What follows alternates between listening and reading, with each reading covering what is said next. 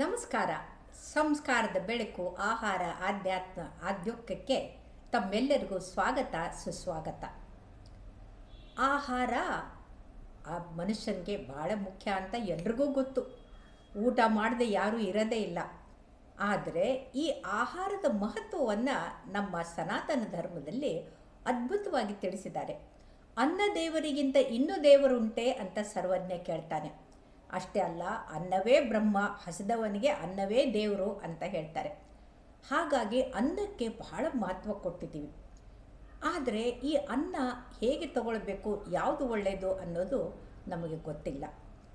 ನಮ್ಮ ಸಂಸ್ಕೃತಿಯ ಪ್ರಕಾರ ಬಾಳೆ ಎಲೆ ಮೇಲೆ ಮಾಡುವಂಥ ಊಟ ಆರೋಗ್ಯಕ್ಕೆ ಬಹಳ ಒಳ್ಳೆಯದು. ಬಾಳೆ ಎಲೆ ಜಗತ್ತಿನಲ್ಲೇ ಮೊದಲ ಡಿಸ್ಪೋಸಬಲ್ ಪ್ಲೇಟ್ ಅಂತ ಹೇಳ್ಬೋದು.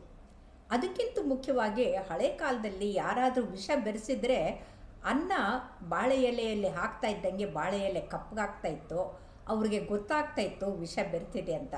ಹಾಗಾಗಿ ಬಾಳೆ ಎಲೆಯ ಊಟವನ್ನು ಭಾಳ ಆರೋಗ್ಯಕರ ಅಷ್ಟೇ ಅಲ್ಲ, ಅದು ಅವರಿಗೆ ಜೀವನಕ್ಕೂ ಒಳ್ಳೆಯದು ಅಂತ ತಿಳ್ಕೊಂಡಿದ್ರು.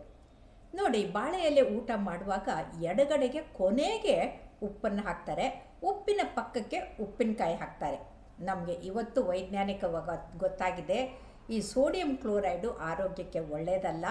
ಆದ್ದರಿಂದ ಉಪ್ಪನ್ನು ಕಡಿಮೆ ಬಳಸಬೇಕು, ಕೊನೆಗಿರಬೇಕು, ಅದನ್ನ ಮುಟ್ಟಬಾರ್ದು ಅಂತ ಕೊನೆಗೆ ಹಾಕಿರ್ತಾರೆ.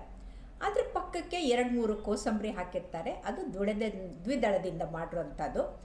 ಈ ದ್ವಿದಳದಿಂದ ಮಾಡಿರುವಂಥ ಕೋಸಂಬರಿ ಆರೋಗ್ಯಕ್ಕೆ ಭಾಳ ಒಳ್ಳೆಯದು. ಒಂದು, ಅದು ಪ್ರೋಟೀನ್ಸ್ನ ಕೊಡುತ್ತೆ.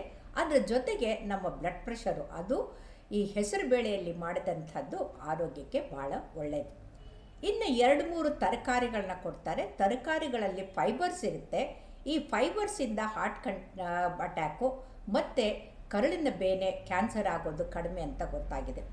ಅದರ ಜೊತೆಗೆ ನಾವೇನಿವತ್ತು ಫುಡ್ ಪಿರಮಿಡ್ ಅಂತೀವಲ್ಲ, ಆ ಫುಡ್ ಪಿರಮಿಡ್ ಕೆಳಗಡೆಗೆ ಕಾರ್ಬೋಹೈಡ್ರೇಟು, ಮಧ್ಯಕ್ಕೆ ಪ್ರೋಟೀನು, ಮೇಲೆ ಫ್ಯಾಟ್ ಇರುತ್ತಲ್ಲ, ಇದನ್ನು ನಾವು ನೋಡಿದರೆ ಅನ್ನದ ಮೇಲೆ ತವ್ವೆ ಮೇಲೆ ತುಪ್ಪ, ಅಂದರೆ ಅದು ಫುಡ್ ಪಿರಮಿಡ್.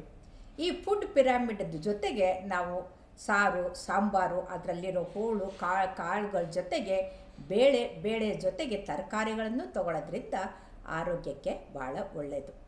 ಇದರ ಜೊತೆಗೆ ಮೊದಲು ತಗೊಳ್ಳುವಂಥದ್ದು ಬಲಗಡೆಗೆ ಸ್ವಲ್ಪ ಬೆಲ್ಲದಲ್ಲಿ ಮಾಡಿದಂಥ ಪಾಯಸ.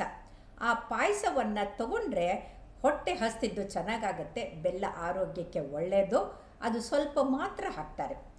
ಇನ್ನು ಕೊನೆಗೆ ಮೊಸರು ಭಾಳ ಆರೋಗ್ಯಕ್ಕೆ ಒಳ್ಳೆಯದು, ಅದು ಪ್ರೋಬಯೋಟಿಕ್ಕು.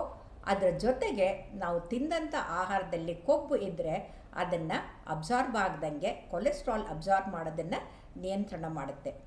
ಕೊನೆಗೆ ಬಾಳೆಹಣ್ಣು ಆ್ಯಸಿಡಿಟಿ ಬರ್ದ ಹಾಗೆ ನೋಡ್ಕೊಳ್ಳುತ್ತೆ, ಆರೋಗ್ಯಕ್ಕೆ ಒಳ್ಳೆಯದು.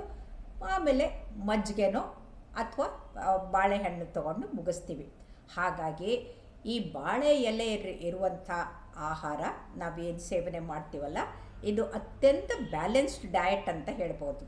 ಇದರಲ್ಲಿ ಕಾರ್ಬೋಹೈಡ್ರೇಟು, ಪ್ರೋಟೀನು, ಫ್ಯಾಟ್ಸು, ಜೊತೆಗೆ ಮೈಕ್ರೋನ್ಯೂಟ್ರಿಯೆಂಟ್ಸು, ಎಲೆಕ್ಟ್ರೋಲೈಟ್ಸು, ಅದರ ಜೊತೆಗೆ ನಮಗೆ ಬೇಕಾಗುವಂಥ ಎಲ್ಲ ಲವಣಗಳು ಅದರಲ್ಲಿ ಬರೋದ್ರಿಂದ, ಅದರ ಜೊತೆಗೆ ಪ್ರೋಬಯೋಟಿಕ್ಕು ಮೊಸರನ್ನು ತಗೊಳ್ಳೋದ್ರಿಂದ ಆರೋಗ್ಯಕ್ಕೆ ಭಾಳ ಒಳ್ಳೆಯದು. ಹಾಗಾಗಿ ನೆನಪಿಟ್ಕೊಳ್ಳಿ, ಬಾಳೆ ಎಲೆ ಊಟ ವಿಶ್ವಕ್ಕೆ ಮಾದರಿ ಅನ್ನೋದನ್ನು ಮರಿಬೇಡಿ. ನಮಸ್ಕಾರ.